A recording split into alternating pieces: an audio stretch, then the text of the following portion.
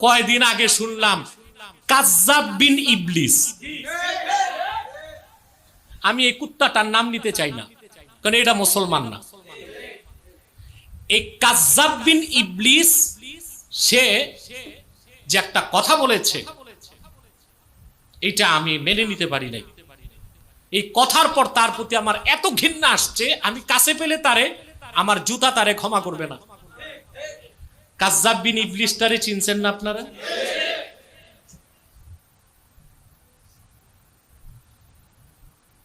পরে আমি আমার গবেষণা পরিষদে আমার ছাত্রদেরকে বলেছি, এই কাজ্জাব বিন ইবলিসের জবাবটা তোমরা দাও।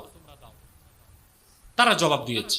ওই জবাব খণ্ডনের ক্ষমতা কাজ্জাব বিন ইবলিস একা না, তাদের সব এই যে শায়েখ আছে যত, হেমার ইবনে হেমার, ফারাস ইবনে ফারাস, কেরদা ইবনে কেরদা, এ সব মিলেও জবাব দিতে পারবে না। আল্লাহর কসম পারবে না।